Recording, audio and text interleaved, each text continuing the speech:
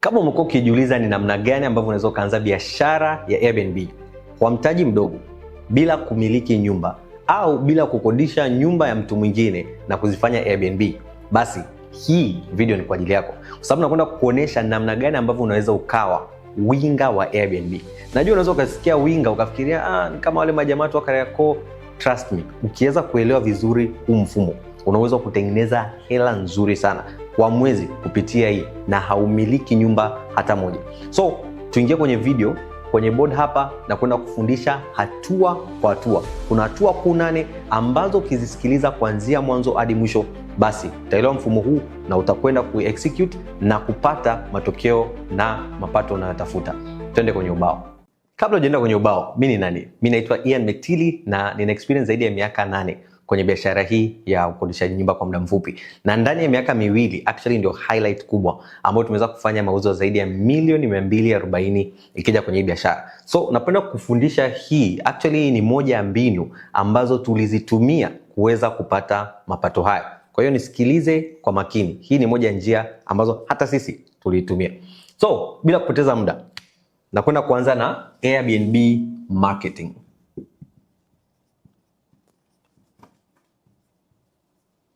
Na kukurahisishia, tutoe story fupi. Kama kawaida, tuna rafiki yetu hapa ambaye leo hatakuwa Joni, leo atakuwa ni tajiri. So tajiri hapa ni mimi na wewe. Tunataka kuanza hii biashara ya Airbnb. Na kitu ambacho tunajua kukigundua ni kwamba watu wengi wanaelewa ya kwamba ili kuanza hii biashara lazima niwe na nyumba. Na kwa sababu wamejilimit hapo, na ni moja ya comment ambayo pia tulipata kwenye group letu la Airbnb Kitajiri, baadhi ya wanafunzi wetu. Mmoja alisema, tulimuuliza changamoto yako ni nini kubwa? Akasema mtaji. Nikasema mtaji? No. Kama ukielewa kwamba kuna njia 4 ambazo unaweza kuanza hii biashara, na moja hizo njia ambazo unaweza ukaanza hii biashara ni Airbnb marketing, then limitation yako sio mtaji. Limitation yako ni uelewa na hekima ya kuweza kuifanya hii biashara. So anyways, turudi kwenye story yetu. So tuna tajiri hapa ambaye ni mimi na wewe, ambaye anataka kuanza biashara ya Airbnb, lakini limitation anakutana nayo ni kwamba anahitaji nyumba. Sasa nyumba mara nyingi ni either utanunua, ambayo tutasema labda ni milioni 200 plus, au utafanya biashara kwa kutumia rental arbitrage. Maana unakodisha nyumba ya mtu mwingine kwa muda mfupi, then unaweka vitu vyako huko ndani, tuseme hapo itakugharimu milioni 20. So watu wengi, sio kila mtu atakuwa na milioni 200 wala milioni 20 kuweza kuanza. Kuna watu ambao wanatamani kuingia kwenye biashara lakini hawana mtaji huo, lakini wanataka kuingia. So wanafanyaje? So kuna njia ambayo inaitwa Airbnb marketing, ambapo tajiri hapa anakwenda kwa mwenye nyumba, ambaye mwenye nyumba yuko hapa. Huyu tutamuita mama tajiri. So mama tajiri hapa anamiliki nyumba, ambayo hii nyumba kwake yeye tayari ni Airbnb. Nisikilize kwa makini. Hii sio nyumba ya kawaida ambayo ni ya kukodisha kwa muda mrefu. No. Hii tunaongelea nyumba ambayo tayari ni Airbnb. So mama tajiri hapa yeye tayari anajihusisha na hii biashara, na labda ni mtu ambaye kiukweli ameenda umri na hayupo labda niseme kwenye capacity ya kuweza kuifanya hii biashara vizuri, au yupo kwenye capacity ya kuweza kuifanya hii biashara vizuri, lakini mama tajiri hapa anateseka kupata wateja. So wewe unakuja kama tajiri, unamwambia kwamba mama tajiri, you know what, mimi na uwezo wa kukuletea wateja. So wewe changamoto yako ni kupata wateja. Kwa hiyo tuweke wateja ni hawa hapa. Hawa ni wateja hususani, tutaongelea tu wa Tanzania hapa. So hawa ni wateja ambao wanatafuta Airbnb, lakini wengi wao hawa unakuta mara nyingi either hawaamini platform ya Airbnb kwa sababu hawajawahi kuitumia, au hawaijui platform ya Airbnb kabisa, booking.com na platform zingine kama hizo. Na inawezekana hata wewe mwenyewe unasikiliza hii video ndo mara ya kwanza unasikia hizo platform. Kwa hiyo fikiria sasa kuna watu wengine wangapi huko nje. Lakini pia kuna watu wengine ambao yes wanajua hizi platforms zina exist, lakini hawaziamini, nikimaanisha kwamba wameshaingia labda kwenye platform ya Airbnb wakakutana na nyumba ambayo picha zake zimewekwa vizuri, lakini baadaye kufika pale experience ikawa mbovu. Kwa hiyo wako tayari kudeal na mtu ambaye ameshaenda kuhakikisha kwamba nyumba fulani ni nzuri na ina condition nzuri, ana namba yako ya WhatsApp, in case ukimzingua atakupigia akufuate wewe au aongee na wewe, kuliko labda ingia kwenye platform aone picha nyingi afa achague nyumba hapo, lakini ana uhakika kama je picha anazoziona ndicho atakachokutana nacho. So at least akutana na wewe ambaye utakuwa unajua namna ya kumshawishi na namna ya kumsaidia kufika kwenye hii nyumba, then atapata picha, video na current updates ya hii nyumba kutokana na kitu kinachoendelea sasa hivi. So unakuja kwa matajiri. Matajiri leo changamoto yako ni kupata wateja.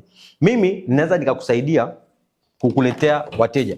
So kitu ninachoomba ni kwamba pale ninapokuletea wateja utanigea commission. So wewe una uwezo wa kuwatoa watu hapa kuwapeleka kwenye hii nyumba. Sawa? Hawa watu wanachofanya watakulipa wewe hela kwa dola.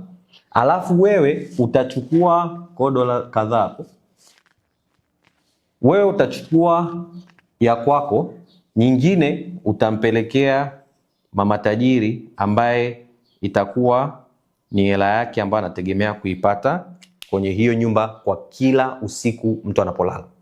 So kama nilivyosema, we ni winga wa Airbnb na kuna mfumo ambao nakwenda kufundisha, ambao ukifuata huu mfumo utakusaidia wewe kujua namna gani ambavyo unaweza ukawa winga mzuri, kana kwamba unatengeneza hela ya uhakika kuliko kwa wale winga ambao wanasumbuka kutengeneza pesa. So Airbnb marketing kiufupi ni kwamba wewe una act kama mtu wa masoko kwa ajili ya mwenye Airbnb, then pale unapopata wateja wanapoingia kwenye nyumba watakulipa wewe hela, then utachukua commission yako hapo kwenye hiyo hela na kumpatia mwenye nyumba hela yake. Au utachukua badala ya commission, naweza mkawa mmekubaliana kwamba yeye anakupunguzia bei kwenye hii nyumba, ambapo labda kwa kawaida anaikodisha kwa 200,000, lakini kwa yeye atakuwa anakupatia kwa 160,000. Kwa hiyo inamaanisha wewe utakuwa ukipokea 200,000, unachukua 40,000 yako, yeye unampatia 160,000, yuko poa, umetengeneza hela, umeondoka na haumiliki hiyo nyumba wala haujenunua hiyo nyumba. So now twende kwenye hizo hatua 8 ambazo unahitaji kuzifuata ili uweze kuanza biashara hii ya Airbnb kwa kutumia njia ya Airbnb marketing. Namba 1, lazima uwe na lengo. Najua hii haukuitegemea kabisa. Najua utegemea nitakwambia sasa, sikiliza tajiri, unahitaji kuwa na achana. Kabla tujaenda huko, lazima uwe na lengo. Kwa nini unataka kufanya hivi? Je, unataka kufanya hii biashara au kutumia njia hii ili uweze kujitengenezea kipato cha ziada? Unataka ili uweze labda kutengeneza kipato ili uingie sasa kwenye kuwekeza vizuri kwenye hii biashara? Unaingia ili utesti maji kuona kama kuna uhitaji au la? Yaani kwa nini unafanya hii biashara? Bila kuwa na hili lengo, mara nyingi hapa ndo watu ambapo wakikutana tu na changamoto yao ya kwanza, biashara imeishia hapo hapo. Kwa hiyo hakikisha kabisa ya kwamba una a strong why, una reason ya maana kwa nini unafanya hii biashara na kwa kutumia njia hii. So utaanza na lengo. Namba 2, lazima uwe na ujuzi. Kwa hiyo hapa kitu cha pili ambacho tutakifanya kwenye hatua yetu ni kuevaluate na kuangalia, je, nina ujuzi wa kuuza? Kwa sababu kama huna ujuzi wa kuuza, ngoja nikwambie kiukweli hapa, either hauna ujuzi na haupo tayari kujifunza, au hauna ujuzi na unafikiria unaweza tu kutengeneza pesa kwenye hii biashara, especially kupitia njia ya Airbnb marketing na kuanza kwa mtaji mdogo bila kuwekeza muda wa kujifunza na kutumia huo ujuzi kupata wateja. Naweza nikakwambia hapa, ishia kwenye hii video, endelea na mambo mengine. Unaweza ukaenda kuangalia video hii hapa, itakuonyesha namna ya kuanza Airbnb kwa kutumia nyumba za watu wengine. Hiyo itakufaa zaidi. Lakini kama unataka kuendelea kwa kutumia Airbnb marketing, basi unatakiwa uelewe kwamba unahitaji ujuzi wa kuuza. Kwa sababu watu gani hapa unawauzia? Kumbuka, inabidi ujiuze kwa mama tajiri. Kwa hiyo kwa wenye nyumba. Kama ni mtu ambaye unatamani kutengeneza 800,000 mpaka 500,000 kupitia biashara ya ukodishaji nyumba kwa muda mfupi, tunaongelea biashara ya Airbnb. Hata kama huna nyumba, una mtaji mdogo au hauna mtaji kabisa, au una mtaji mkubwa lakini unahitaji clarity kabla hujafanya uwekezaji, upo mahali sahihi. Kwa majina naitwa Ian Metili na hadi sasa hivi tumeweza kutrain zaidi ya wanafunzi 400. Siongelei tu hapa Tanzania, tunaongelea hata diasporans waliopo maeneo ya UK, US na hata Denmark. Naongelea wanafunzi ambao wamekwenda kuanzisha Airbnb zao, na tunavungia kuna wengine ambao wana Airbnb 2, wengine ambao walipata full booking mwezi wa kwanza, na wengine ambao wamekwenda kuanzisha kwenye mikoa tofauti tofauti. So ni kitu gani hicho ambacho wanafunzi hawa 400 au mimi nilichokitumia kuweza kufanya mauzo hayo niliyotaja hapo? Well, kuna mfumo ambao unaita mfumo wa kuendesha biashara ya Airbnb, ambayo ukiweza kuelewa vizuri huo mfumo utakuwa una uwezo wa kutengeneza pesa hiyo niliongelea, kutengeneza a diversified portfolio kwa mwekezaji kama wewe au kwa mtu mwingine kuanza safari yake ya biashara hii ya Airbnb. Unachohitaji kufanya sasa hivi ni nini? Bonyeza link ambayo iko hapo chini, uanze safari yako ya Airbnb inayofanikiwa. Bonyeza palipoandikwa WhatsApp kuanza safari yako. Then unahitaji pia ujiuze vizuri kwa watu ambao ni wateja wako au wageni. So imagine hujui namna ya kwenda kumpiga saundi vizuri mama tajiri hapa, kwamba unamsaidia kupata wateja. Hivi unajua kuna watu tu hii kuja kuongea na huyu mtu hawawezi kabisa, while kwa kuongea naye ndio utapata access ya hii nyumba. Sasa kama hauwezi kuja kuongea na mwenye nyumba na hauko tayari kuja kutafuta namna ya kuwafikisha wateja kwenye hii nyumba, kwa nini unatumia njia hii? Hii haikufai. Sawa? Kwa hiyo angalia kabisa ujuzi. Je, una ujuzi wa kuuza? Kwa sababu utaenda kuongea na wenye nyumba na utaenda kuongea na wateja.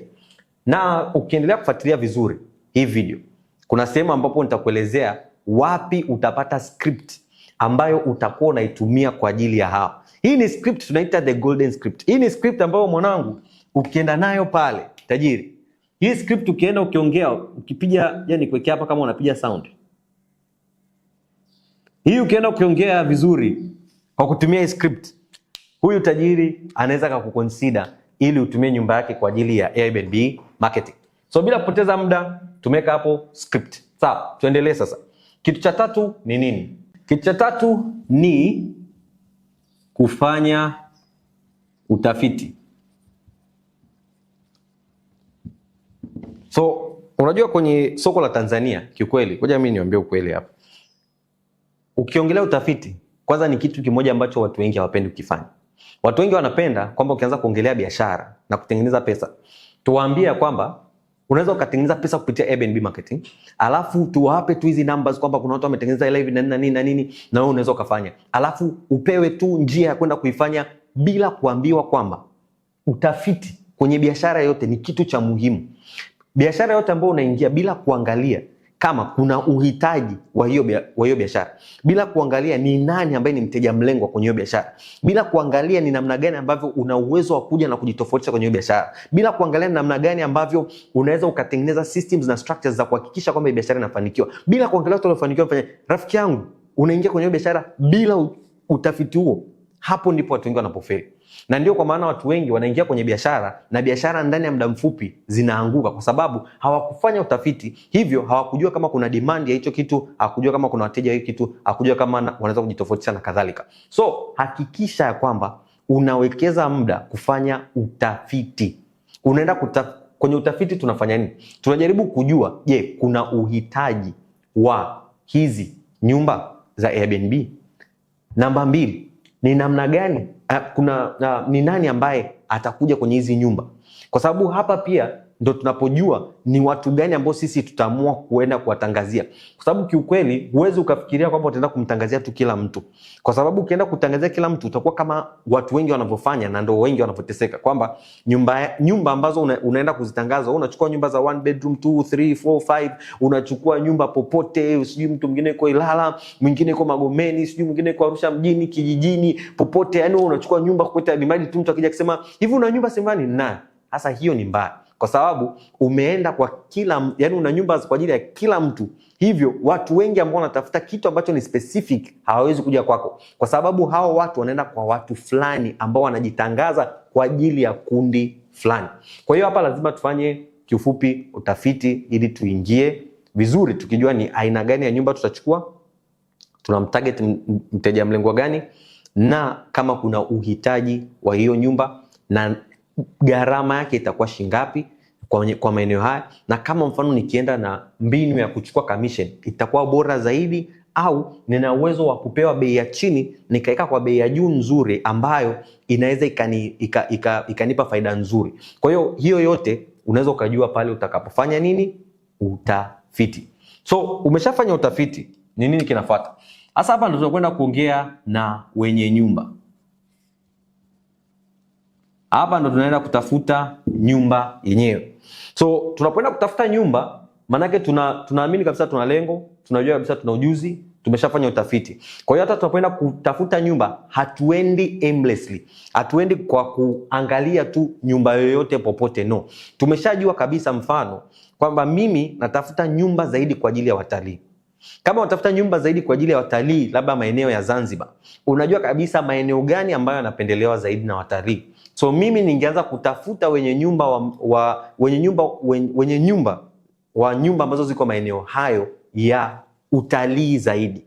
Mfano ningekuwa Arusha, ningeanza kutafuta wenye nyumba ambao wana nyumba ambazo zimekaa kitalii zaidi. Hazijakaa tu kikawaida, zimekaa kitalii zaidi. Kwa nini? Kwa sababu najua kwa kupitia utafiti wangu kwamba wageni wangu wengi ni watakuwa watalii. Kwa hiyo hapa ndipo tunapoangalia sasa hizo nyumba. So utakutana na wenye nyumba, utawapata wapi hao wenye nyumba? So namba moja, utaingia kwenye platform kama Airbnb, Booking.com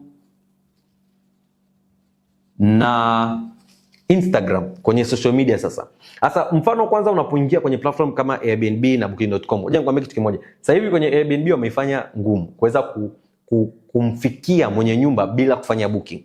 Kwa hiyo kwenye Airbnb inaweza ikawa ngumu kidogo, lakini kwenye platform kama Booking.com, mfano umeshajua kama kuna nyumba labda umeiona Magomeni ambayo ni nzuri na unadhani unaweza ukaanza nayo, na umeshaweka list yako baadhi ya hizo nyumba baada ya kusearch kwenye hizi platform, then kitu unachokifanya unaweza ukajifanya kama una book ile nyumba kwa tarehe za mbele. Kwa hiyo tuseme mfano leo tuko April, lakini unataka ubuki hiyo utajifanya kama unabuki hiyo nyumba kwa ajili ya mwezi wa 8, na unafanya tu kama siku moja. Ukiingia pale kwenye details vizuri utaona namna ya kujaza hiyo, then itakuonesha nyumba maeneo ya Magomeni kwa tarehe hizo ambazo ziko available. Kama ukiona nyumba hiyo ambayo specifically unaitafuta kwa maeneo hayo iko hapo, una uwezo wa kummessage yule mtu, kwa sababu utakuwa umeshabook. Una uwezo wa kummessage yule mtu, na pale unaweza kummessage kwa kuandika sasa golden script. Unampiga ile script pale, na ni vizuri zaidi kama itakuwa tayari una matokeo ambayo nitakuonesha hapa chini kwa mtu mwingine ambaye mwenye nyumba unaweza kuanza nao kupata matokeo fulani, ili sasa uweze kwenda kwenye platform kama Booking.com kwa kumpa hiyo script. Kwa hiyo ya kwanza utaingia kwenye hizo platform, utaandikia hiyo message, then utapata watu watasema hapana, wengine watakaosema ndio. Anyways, it's ndio mauzo. Kuna watu watasema ndio, kuna watu watasema hapana. Namba 2, hapa utaenda kwa watu ambao ni wanafamilia, marafiki, au watu ambao unafahamiana nao kiufupi. So inawezekana kuna mtu ambaye kabisa kwenye familia yenu tayari yuko kwenye biashara ya short term rental, au yupo kwenye kwenye hii Airbnb, au rafiki yako, au mtu ambaye upo naye kazini, au mtu ambaye unamfahamu. Na kiukweli mtu yote ambaye kwenye hii biashara, mtu asikudanganye, watu wanataka wateja. Yaani mtu anataka kuhakikisha kwamba kwenye kalenda ya mwezi mzima akiweza kujaza kalenda yote, kwake ni magoli zaidi. Kwa nini? Kwa sababu anaweza kutengeneza faida zaidi. Kwa hiyo lazima ujue kwamba okay, kama kuna uhitaji kwamba hawa wenyewe wanataka bookings ili waweze kujaza kalenda zao, basi ni namna ambavyo unaenda kuongea nayo ndio itadetermine kama wanataka kufanya kazi na mimi au la. Ndio nikasema golden script muhimu sana, ili ujue points muhimu za kwenda kuongea nao.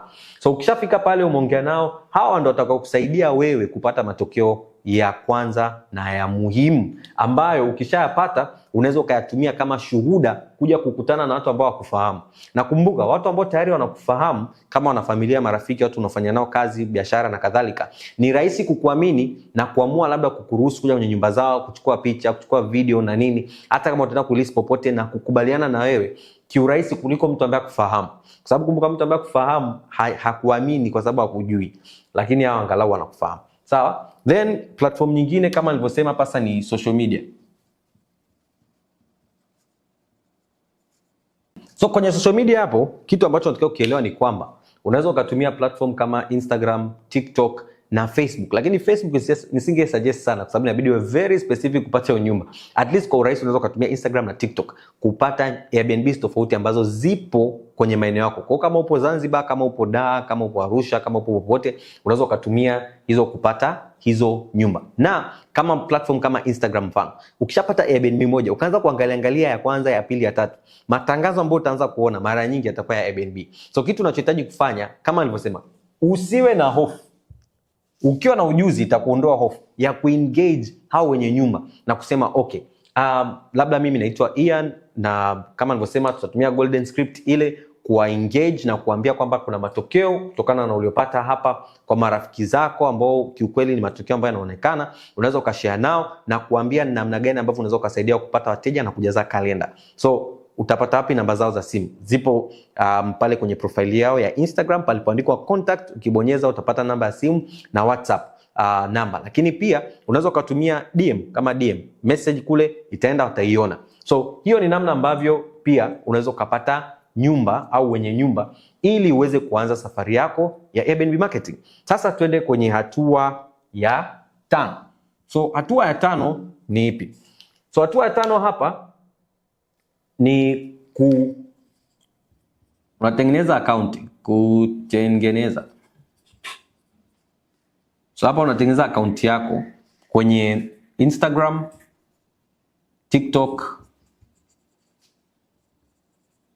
ili kuweza kufanya matangazo. Lakini kabla ya kufanya matangazo, lazima uelewe ya kwamba tunapotengeneza hii account, dhumuni kubwa sio tu kutangaza. Dhumuni kubwa ni kutengeneza brand ambayo ina target watu fulani. Kumbuka, kama hujafanya utafiti hapa, hujui huku kuna mtarget nani. Kwa hiyo hujui aina gani ya nyumba ambazo unahitaji utafute, na haujui aina za content ambazo itabidi utengeneze ambazo zitawavutia zaidi watu ambao wanaweza kabuki hizo nyumba kwenye kutokana na wateja walengo ambao unatafuta wewe. Kwa hiyo hakikisha ya kwamba kabla hujatengeneza account, hizi hatua umezifuata vizuri. Kwa hiyo hapa tutatengeneza account yetu ya Instagram. Labda tutaita Airbnb Dar es Salaam, Tanzania, Zanzibar, whatever utakavyoita. Then utakapokuwa umetengeneza hiyo account, kitu ambacho unahitaji kuweka huko sasa ni maudhui. So hapa ukishatengeneza account, hakikisha umejaza details zako vizuri, namba yako ya simu, bio yako imenyoka vizuri, then unaanza kujaza content kulingana na nyumba ambazo umesha engage watu kwamba unakuja kuwaletea wateja. Kwa hiyo hapa utatengeneza maudhui au tunasema content. So hizi ni content ambazo unahakikisha kwamba ni kiukweli ni content zinazovutia.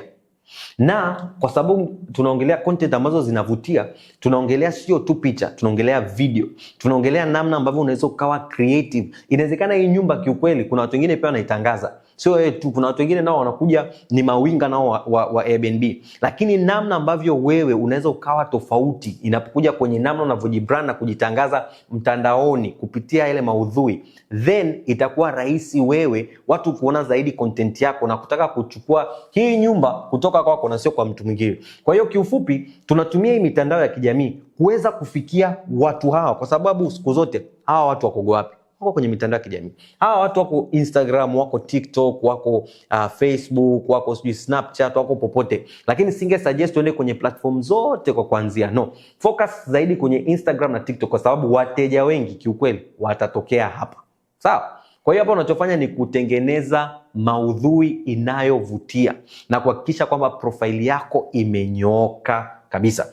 Then kinachofuata baada saa ya profile yako imenyooka, una maudhui ya kutosha, then tunachofanya sasa ndio kutangaza, matangazo. Watu wengi wanakimbilia kutangaza kabla ya kuhakikisha kwamba profile zao hazijanyoka. Usiende kufanya matangazo pale ambapo unakuta Instagram yako imekaa ovyo. Profile picture mbovu, jina sijui umeandika jina gani hapo. Follower to following ratio ni zinatofautiana sana. Yaani kwamba unawafollow ni watu wengi, unafollow labda watu 1000, watu wanaokufollow 200. Alafu unaitumia kama page yako ya biashara. Hapana. Yaani kisha unaenda ku unfollow watu polepole, usiunfollow haraka haraka, watakublock. Unfollow kila siku labda watu 50 au 100, kwa muda fulani, labda baada ya masaa 350, baada ya masaa 350 hivyo, ili Instagram asikublock mpaka ifike sehemu either wanalingana au watu wanaokufollow wanakuwa wengi kuliko watu unaowafollow. Then kwa sababu pia kumbuka, kwa kutengeneza maudhui, labda umeshare na marafiki, ndugu jamaa, kuna wengine ambao wamekufollow, kwa at least imesaidia profile yako imeshaanza kukua. Na mtu mwingine unaweza kukuta tayari profile yako, una profile account ambayo labda usiende kuchukua account ambayo labda ina followers 100,000 huko, una boost followers wa uongo ili tu kuhakikisha kwamba profile yako inaonekana vizuri. No, hiyo ni mbaya. Yaani usikafanye hivyo, kwa sababu itakachofanya itakuharibia brand kabisa. Mtu akifika pale akaona una followers 100,000 au followers 50,000 na una content labda tuseme PC 10 tu hapo chini, alafu likes 2, unategemea mtu atakuamini na pesa yake? Hawezi kuamini na pesa yake, kwa sababu umeshaonesha pesa ni muongo. Huo ndio kweli, wewe ni muongo. Kwa hiyo hakikisha kwamba unakwenda kuchukua hiyo process, kufuata hiyo process ya kuhakikisha kwamba unakuza account yako vizuri, ili unapokuja kufanya matangazo everything iko proper. So matangazo ambayo utafanya ni yapi? Hapa nitakupa suggestion moja. Suggestion ambayo nakupa hapa ni kwamba ukiwa unafanya matangazo, angalia content ambazo zilifanya vizuri hapa. Kwa hiyo unaangalia content ambazo watu walizikubali hapa, ambazo zilienda labda viral, hata kama sio viral sana, hata uliona kabisa mwitikio wake ulikuwa mzuri, watu walisave zaidi, walishare zaidi, walicomment zaidi, walilike zaidi. Angalia maudhui ambayo iliperform vizuri hapa, then unakuja hapo kwenye matangazo na kuinitiate hayo matangazo. Unaweza ukaboostia ndani ya platform ya Instagram kama unaelewa vizuri, au kwa mtu ambaye yuko professional zaidi, unaweza ukaenda kwenye platform kama Meta, ukaifanyia kwenye platform ya Meta kule ambapo unaingia zaidi, au kwenye Facebook Ads Manager kule ambapo unaingia ndani na kutengeneza matangazo yako huko, ili uweze pia kuona zile metrics au tunasema zile numbers vizuri na kujua kama matangazo yako yanafanya vizuri au la. Na kwa TikTok the same, unaweza ukafanya matangazo ya TikTok, lakini again angalia maudhui ambayo iliperform vizuri ili uweze kuitumia hapa. Okay, so twende kwenye hatua ya 7. Kwenye hatua ya 7 ni kwamba tunaamini ya kwamba sasa umeshafanya matangazo na umepata watu ambao wanakuja kwenye kurequest kwamba wanataka kubook. Kwa hiyo either wanakuja kwenye Instagram DM, wanakuja kwenye TikTok DM zako, au wana comment kwenye zile post ambazo umezitengeneza, au wanakuja directly kwenye WhatsApp yako. So kinachofuata sasa ni kufunga dili, au tunasema kufunga booking. So hapa kumbuka, hapa ndio muda ambapo watu wanakuja kwako wanakuwa na maswali. Na ndio maana kabla hujaenda kutangaza, kutengeneza maudhui na nini, ni vizuri uende kwenye hiyo nyumba. Usione tu nyumba kwenye picha alafu ukajikuta tayari unaijua vizuri hiyo nyumba na nini. Kitu ambacho ningesuggest, yani wewe ndio utakuwa miguu ya wateja. Kwa hiyo wewe ndio utaenda kwenye nyumba ya mama tajiri kuhakikisha, je, hizi picha ambazo mama tajiri mwenyewe amepost, hizi video ambazo alinitumia, je, nyumba kweli iko hivyo au la? Na ndio maana ni vizuri utengeneze maudhui yako mwenyewe, post zako mwenyewe, video zako mwenyewe. Kwa nini? Kwa sababu unaweza kukuta wenye nyumba wengine wana video ambazo walizipiga miaka 3, 4, 2 iliyopita, nyumba ilipokuwa bado mpya. Sasa hivi imeshatumika, nyumba haiko vile vile. Kwa hiyo ni vizuri utembelee sehemu. So kwenye kufunga dili, wateja watakuja hapo kwako, watakuja na maswali kwamba jamani, mimi nataka labda siku fulani iko available au la, au labda nimeona kuna swimming pool. Kuna maswali ambapo mteja tu kikawaida atakuja nayo.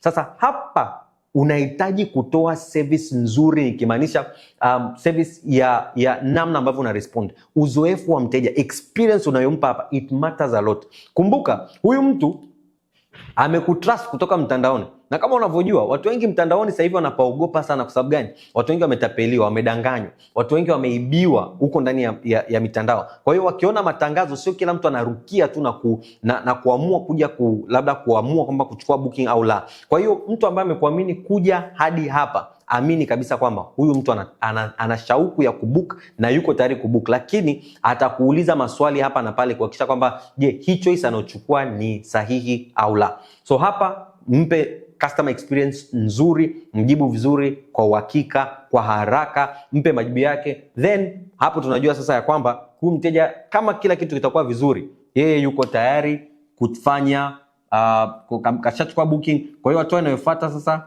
ni customer experience baada ya kubook, after booking, au tunasema uzoefu wa mteja baada ya kufanya booking. So hapa kwenye uzoefu ni kwamba mtu ameshafanya booking. Kumbuka, ushapokea hela yako wewe, hela nyingine umeshampatia mama tajiri. Mama tajiri anajiandaa kwa ajili ya tarehe fulani, umesha communicate naye kwamba kuna wateja wanakuja tarehe 24 mpaka tarehe 27 kwenye nyumba yake. Yeye umehakikisha kwamba hello, kabla hiyo tarehe 24 haijafika, hello, nyumba iko vizuri, kila kitu kiko sawa. Then wanafika hapa, wanakutana na nyumba kweli iko vizuri. Kila kitu ambacho ulikisema kwenye video, kwenye picha na kwenye captions na nini, ndivyo ilivyo, na ikiwezekana ikawa bora zaidi, yaani hapo unapata point nyingi sana.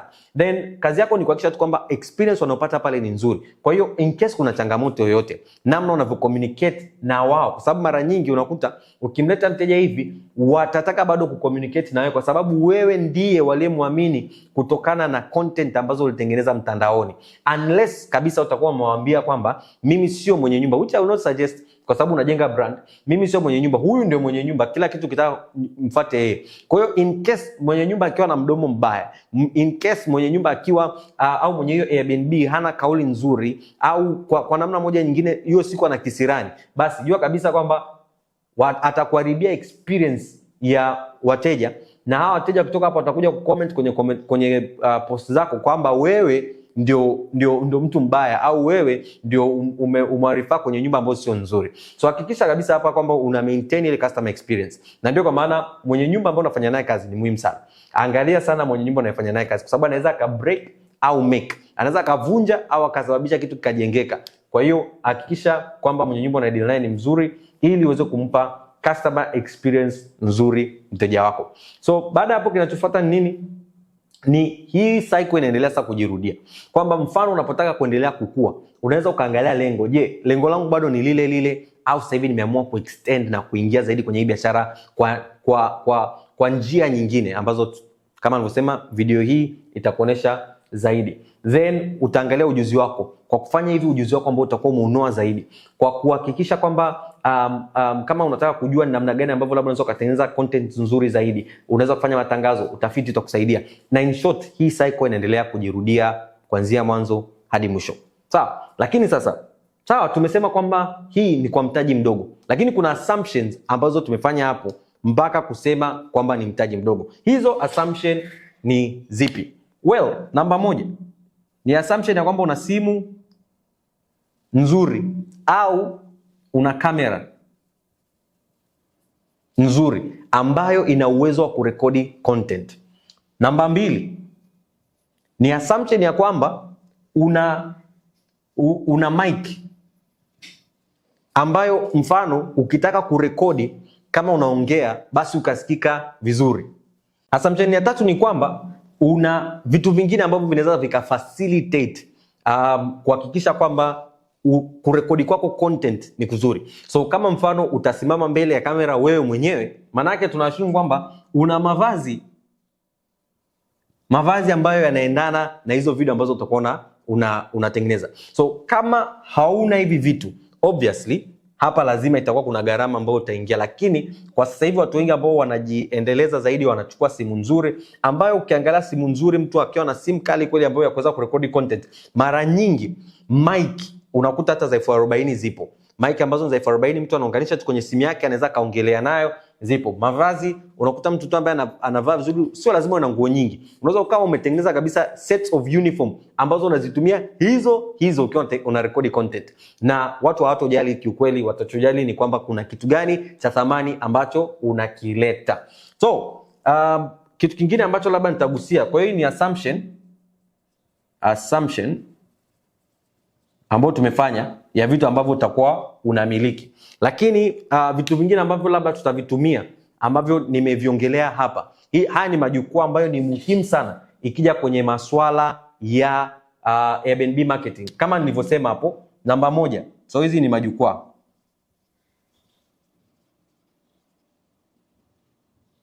Namba moja. Jani endelee na black. Ni WhatsApp Business.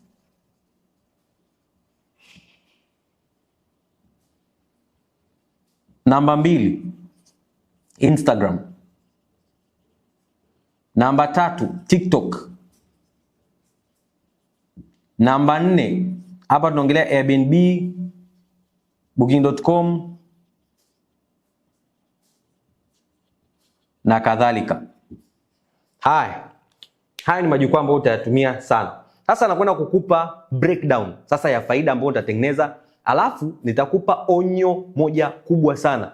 Unisikilize vizuri, usije kaivuka hiyo onyo. So tuje kwenye breakdown sasa ya faida. Namna gani ambavyo sasa unakwenda kutengeneza faida. Ngoja tusogeze kidogo kiti chetu hapa. Tuje upande huo ubao. Then tutafanya hivi. So namna gani ambavyo unatengeneza hela? Kumbuka mahesabu ambayo nilikupa ya kwamba wewe haumiliki nyumba. Kazi yako ni kwamba ukileta mteja unatengeneza commission au unapewa kwa bei ndogo ambao unatengeneza hela yako hapo katikati. Kwa hiyo tuseme roughly, mara nyingi ukiangalia mfano nyumba ambayo ni ya 150,000, tukisema commission ya 20% unatengeneza 30,000. Tukisema mfano anakupa kwa bei ya chini, labda anakupa 120,000, bado unatengeneza 150,000. Kwa hiyo ni vizuri pia ukiwa unafanya utafiti kuangalia nyumba ambazo wewe mwenyewe ukipewa commission au ukipunguziwa bei na ukaenda kuuza unatengeneza faida nzuri. Kwa hiyo angalia nyumba ambayo unatengeneza angalau 50,000 kwa kila nyumba, all the way mpaka 150,000, na kuna zingine ambazo zinaenda hadi 200,000. Lakini tukirudi sasa hapa, naweza nikasema ya kwamba tunaenda kwenye namna ambavyo unaweza kutengeneza hela. So pesa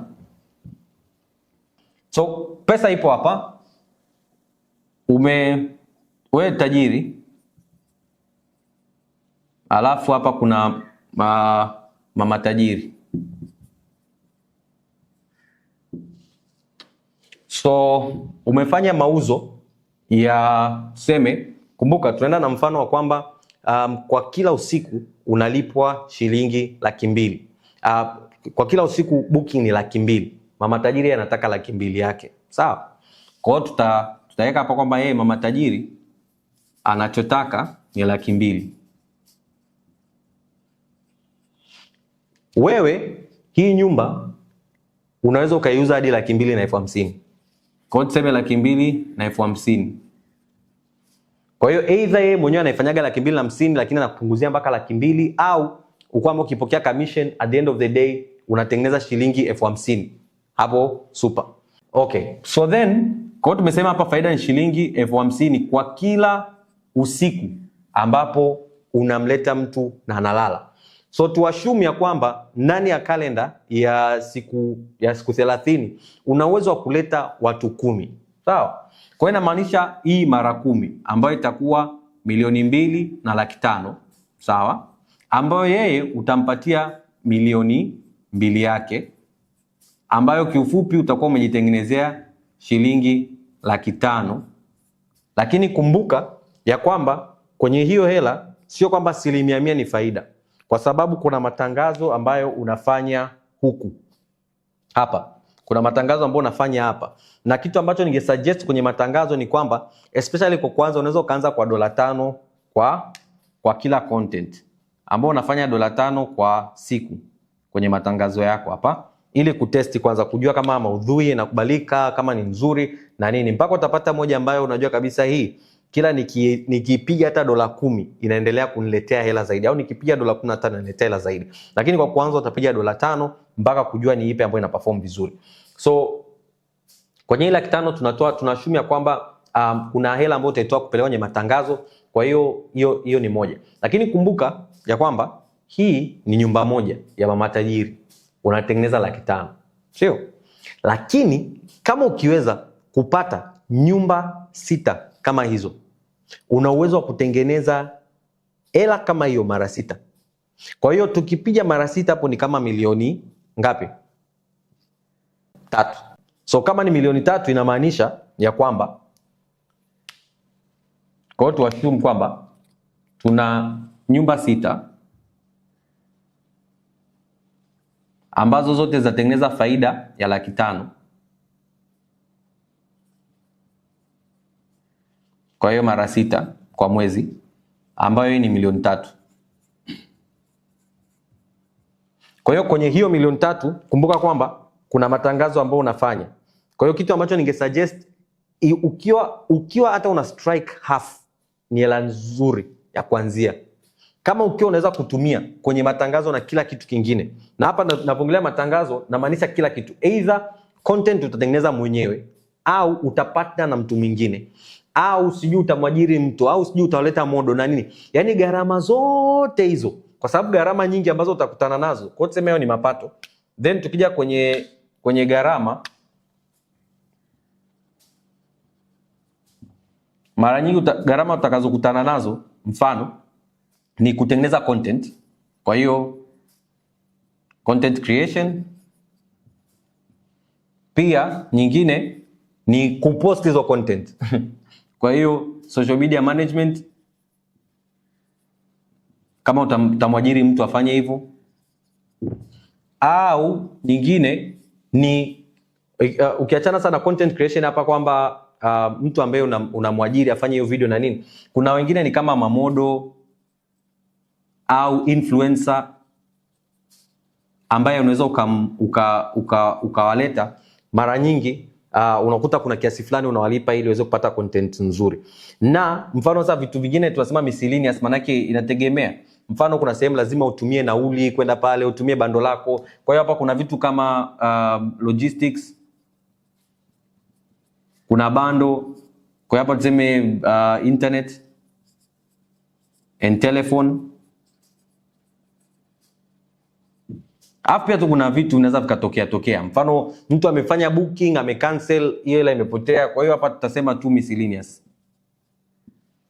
So hizi mara nyingi ndo gharama ambazo utakutana nazo. So kwenye social media management unaweza ukapata mtu ambaye yuko tayari kumanage account yako kwa 2,500 kwa mwezi.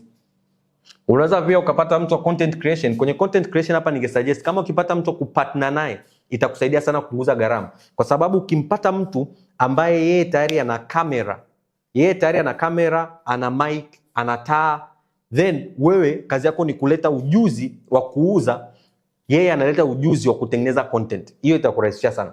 Lakini in case ukipata mtu ambaye yuko tayari kuifanya kwa 500,000 kwa mwezi, hiyo ni expense ambayo utakutana nayo.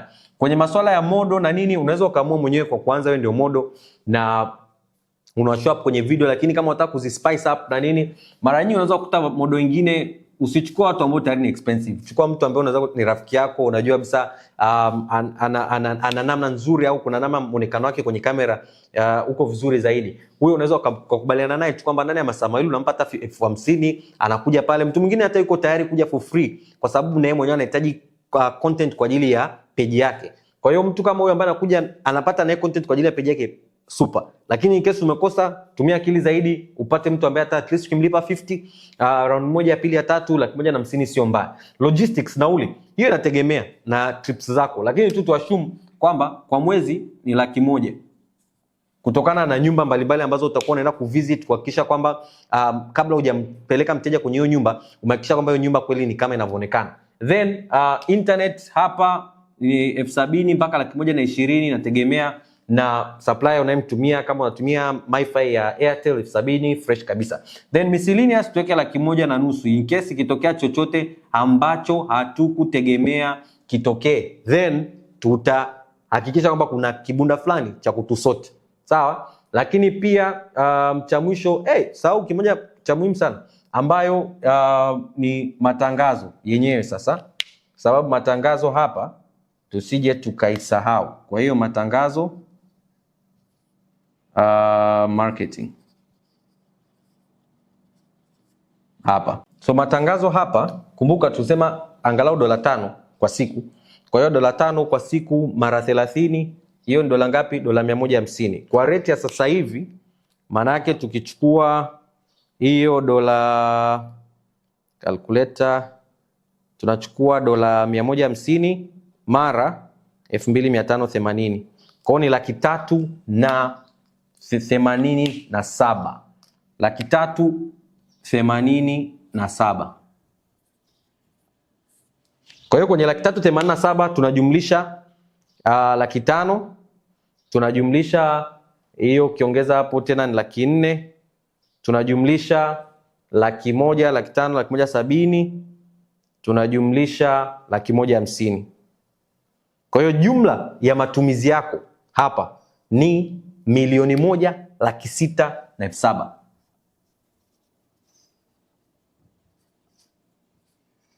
Ambapo tukichukua 1,607,000 tukitoa 300,000 ambayo umetengeneza kwenye hizo nyumba 6, maana yake faida ambayo utakuwa unatengeneza hapa ni 1,393,000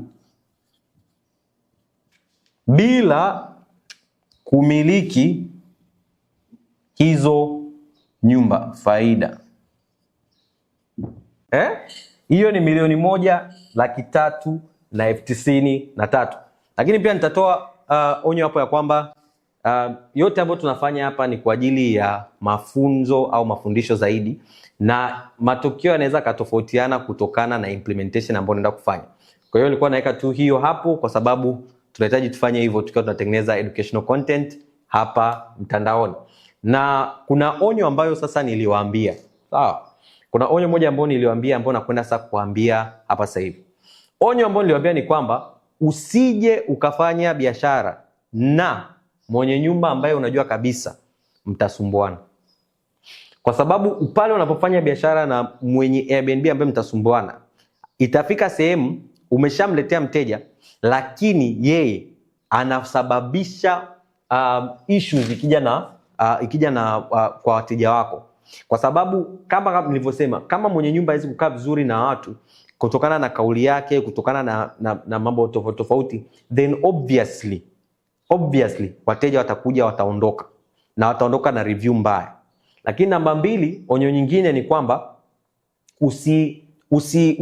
nishaiongelea lakini naisisitizia, market nyumba ambayo unaenda kuiangalia. Kwa sababu kitu ambacho kitatokea ni kwamba unaweza kumleta mtu kwenye hii nyumba, then wanafika pale wanakutana na changamoto nyingi kana kwamba haulali hiyo siku.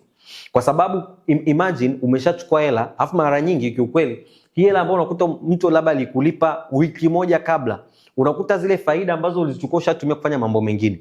Then amefika hapa kakuta nyumba mbovu, vitu havipo sawa, au kuna changamoto ambazo unajua kabisa hii ni lazima mtu aondoke, na hauna nyumba nyingine ambayo unaweza kumrefer kwa bei hii ambayo umempa matajiri hapa. So obviously itabidi umrudishie hela ambayo hauna kwa wakati huo. Usitake kujikuta kwenye hiyo situation kwa sababu ni situation moja mbaya sana. So onyo nyingine nilikuwa naongelea iko maeneo ya hapa kwa mteja mlengwa ambaye unamleta kwenye nyumba. Kumbuka ya kwamba tumefikiria zaidi upande wa mwenye nyumba, kwamba mwenye nyumba anaweza kawa mkaksi na nini sawa. Lakini kuna saa mwenye nyumba iko vizuri, lakini wateja ndio shida. Mfano wateja ndio wanaleta uharibifu. Ikatokea mfano mteja ameharibu nyumba hapa. Imetokea labda ameiba kitu. Ni namna gani ambavyo utahakikisha kwamba huyu mteja unampata na kumcompensate huyu mama mwenye nyumba hapa. Kwa kitu ambacho tunafanya from the beginning hapa, hakikisha unatafuta namna ya kukusanya kitambulisho, au kama ni nyumba kubwa na unajua kuna vitu vya thamani, unakusanya security deposit. Kwa mfano kama unajua bisa unakuja kudeal na nyumba kama villas, nyumba ambazo za room 4, 5, 6 au nyumba kubwa ambapo unajua bisa kuna vitu vya thamani, hakikisha una collect deposit, security deposit ambayo utakaa nayo wewe, au sometimes wenye nyumba wenyewe wanazitaka hizo security deposit. Kwa hiyo kama hataki wewe, hakikisha unakaa nayo. So hii ni hela ambayo mwenye huyu mteja atakachokifanya atakupatia wewe, let's say kama ni 200,000, 400,000, 500,000, inategemea na nyumba na thamani ya vitu ambavyo vipo ndani. Then wewe utakaa nayo pale ambapo ataondoka kwenye hii nyumba, atakupa masaa kama 24 au watu wengine masaa 6 tu, kama mwenye nyumba anaweza kaja akakisha pameangalia na kila kitu kipo sawa, then wewe utamrudishia hiyo hela kama kutakuwa mna changamoto yote. Lakini in case kutatokea kuna kitu kimeibiwa, kimevunjika, then wewe utatumia hiyo 1,000,000 kwenda kurudisha au kurejesha vitu ambavyo vimepotea, vimeharibika, na ile amount inayobaki ndio utamrudishia yeye. Kwa hiyo security deposit na verification kwa hawa wateja ambao unawaleta ni muhimu. Na ndio kwa maana watu wengine wanaamua wasitumie madalali, watumie platform kama Airbnb, booking.com na kadhalika. Kwa nini? Kwa sababu yenyewe wanafanya verification ya ID za watu kwamba kweli mtu ni Mtanzania kama anavyosema na nini. Wanachukuaga NIDA, wanachukuaga kama ni driving license au passport, kuhakikisha tu kwamba wana verify identity. Lakini pia in case changamoto yoyote ikitokea kwenye nyumba, hawa watu wanaingia gharama ya kulipa hadi dola milioni 1 kwa mwenye nyumba kama imetokea mfano hata nyumba mfano imetokea imeungua. Dola milioni 1, yani kama bilioni 2.8. Ndio kwa maana watu wengine wanakutumia hizi platform. Lakini kwetu sisi ambao tunakuta sasa tunatumia hii njia ya Airbnb market, obviously hatuwezi tukaweka tukawamatch booking.com kwa dola milioni 1, lakini tunaweza tukashikilia security deposit tukiamini kabisa ya kwamba tumevet na kuangalia wageni wetu na kujua msao ni watu ambao tuna uwezo wa kuwapeleka kwenye hii nyumba kwa kuangalia. Kuna mnano ukiongea pia na mtu kwenye simu unajua msao huyu tasumbuana, bora umwambie kwa sasa hivi bosi haina shida, hii nyumba haitakuwa available, bora ufanye hivyo kuliko mchukue aje kuharibu vitu hapo. Basi hiyo yote nadhani mpaka sasa hivi umeshajua ya kwamba ni namna gani ambavyo unaweza kuanza biashara ya Airbnb kwa mtaji mdogo. Na kama tulivyokuwa tukiongelea, kuna golden script. Hiyo script utaikuta hapo chini, tuliwaahidi. Hiyo script utaikuta hapo chini kwenye comment section au kwenye description. Ukibonyeza utaona link, ukibonyeza pale utakutana na hiyo script, unaweza kaitumia ukienda kuongea na wenye nyumba ili wakuruhusu utumie nyumba zao uzitangaze huko kuwaletea wateja. Kwa hiyo naweza kusema ukiweza kuvuka hizo onyo na kufanya mambo yote ambayo tumesema hapa, ambayo kiukweli tumefikia mwisho, na kupa tu summary ya kwamba Airbnb marketing unaweza kuianza bila kumiliki nyumba. Unachofanya ni kutumia mtu ambaye tayari ana Airbnb, unachomsaidia yeye ni kupata wateja ili aweze kujaza kalenda yake, then wewe unaongea naye na kunegotiate naye upate percentage nzuri either ya commission au ya bei ya chini. Then unaenda kuitangaza kwenye majukwaa tofauti tofauti, Instagram, TikTok, na unatumia WhatsApp Business kama sehemu ya kufunga communication yetu au kufunga deal hapo au kwenye simu. Then wewe kwenye hiyo ambayo utakuwa unapokea, mfano kama tuliotoa pale, unapokea 2,500, unachukua 50,000 yako unampa mwenye Airbnb yake 200,000. Then wateja wako wanasubiria kuja kuingia kwenye hiyo nyumba.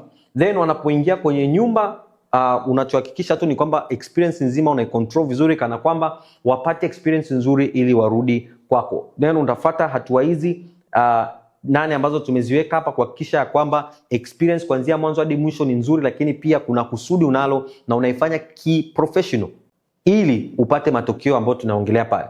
Then kuna majukwaa ambayo tulisema utatumia sana: WhatsApp, Instagram, TikTok, Airbnb na booking.com. Lakini pia tumewapa breakdown ya namna ambavyo watu wanatengeneza faida, kwa sababu pale unapokuwa na nyumba yako ya kwanza obviously utaona faida vizuri, lakini unapoongeza 2, 3, 4, 5, 6, 7, 8, 9, 10 faida utaanza kuiona zaidi na zaidi, na pia unavyoendelea kuwa mzuri kwenye ujuzi wako wa kuuza, then obviously faida yako inaendelea kwa nzuri zaidi. Then kuna gharama kama hizo ambazo utakutana nazo, ambazo hizo gharama ukiziangalia kama zilivyo hapo, utakuja kuona faida ambayo unaweza kutengeneza potentially kwenye hii biashara. Again ni $1,393,000. Yeah, so kitu ambacho unaweza sasa ukakifanya, kama umeangalia njia, inaweza kukuta kabisa unajua kabisa kwamba hii ni njia ambayo haitakufaa wewe au inakufaa. Na video hii ndio ilikuwa na dhumuni hiyo, sio tu kuonesha kwamba unaweza kuanza hii biashara kwa mtaji mdogo, lakini ujue kama kweli hii njia itakufaa wewe au la. So kama inakufaa, hongera, then unayo structure ya kuifuata na kwenda ku execute zaidi kwenye hii biashara kama tulivyoiweka hapa. Lakini pia by now utakuwa unajua kuhusiana na kozi yetu ya Airbnb Kitajiri Pro, ambayo link pia iko hapo chini. Naendelea tu kukumbushia, ukiingia huko ndani tutaingia in deep zaidi ili uweze kuelewa hii biashara kwa mapana yake na uweze kufanikiwa. Lakini pia sasa kwa yule ambaye umesikiliza na umeona kwamba hii biashara sasa au hii njia haikufai, basi unaweza kuangalia video hii hapa. Hii hapa itakuonesha njia ya rental arbitrage. Hii ambayo ni njia ambayo unaweza kutumia nyumba ya mtu mwingine ambayo sio lazima awe anafanya Airbnb. Wewe unaikodisha hiyo nyumba na kuitumia kama Airbnb. Huko ndani tumeonyesha namna kuifanya biashara kwa kutumia rental arbitrage. Tumeonyesha breakdown kama ya pesa unazoweza kupata, faida unaweza kutengeneza na namna ambavyo unaweza kaanza. So nenda kwenye hiyo video na tuonane kwenye video inayofuata. Kumbuka siku zote kwamba wewe ni tajiri.